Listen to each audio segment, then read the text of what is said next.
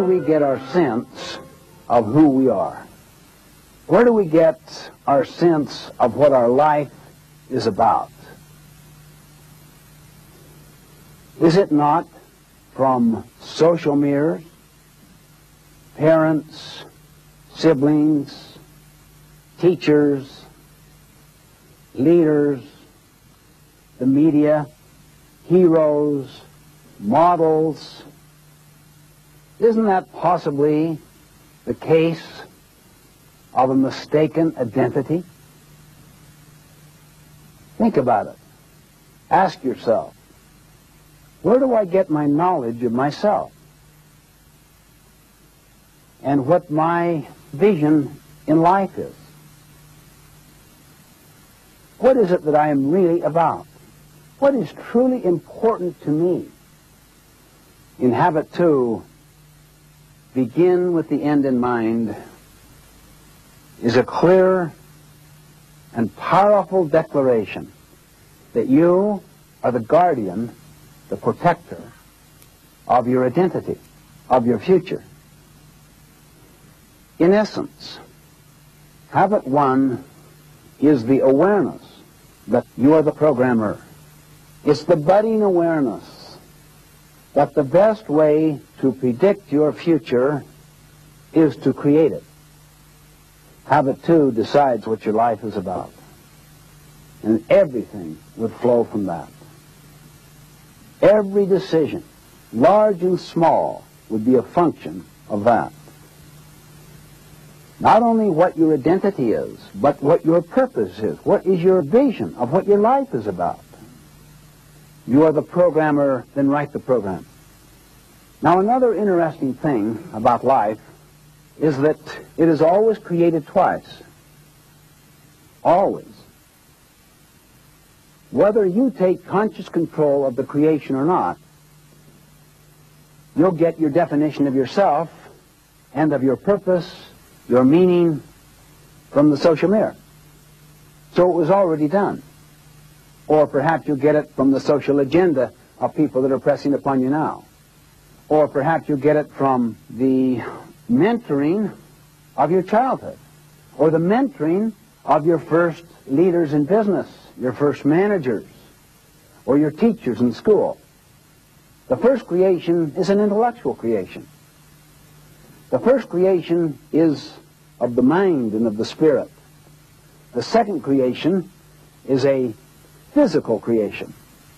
This building that we're in now was created in every detail before the earth was touched. If that was not the case, the price of the building doubled because of expensive change orders. Anyone want to share your experiences with expensive change orders? Why they came about? Okay. I'm in the restaurant business, and we build a lot of restaurants. We built a restaurant a year ago that had severe access problems. We didn't plan in advance. We let external forces drive our decisions, zoning, the city, etc. And we've got a situation there where we've got a $600,000 restaurant. Nobody can come in or leave.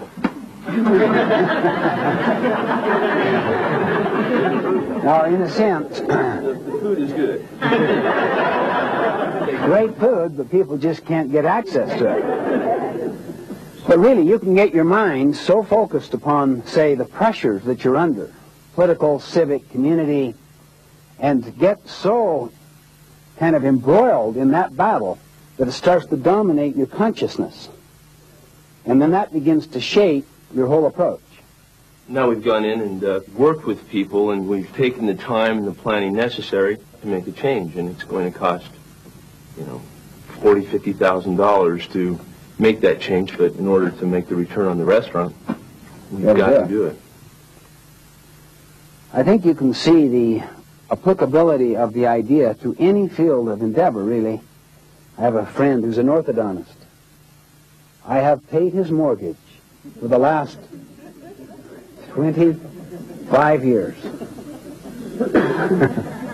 Because all our kids have my teeth and my wife's mouth. Dick, how do you do this? He said, first, I get a clear image of what that mouth should look like when I finish. Every decision is governed by it. Just like the construction person comes right onto the site, the first thing goes to the blueprint.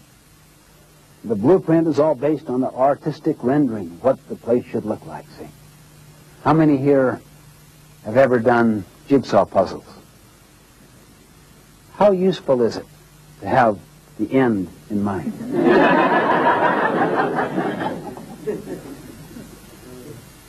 I find that the key is to begin with the end in mind.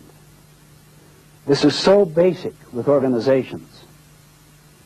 The fundamental reason, the root reason why organizations are so split is they do not share a common vision. If you want to have an interesting experience, just go to your family tonight and ask them. Be sincere. They'll think you flipped out for a moment, wondering where you're coming from, but say to them, in one sentence, what is the purpose of our family? And then write down what they say. Just read the different purposes. What is the purpose of our marriage? What is its essential reason for being? And then when you go to your organization, to your work, ask the first 10 people you meet, bring out your trusty clipboard and just say, I'm doing a little survey. Could you help me?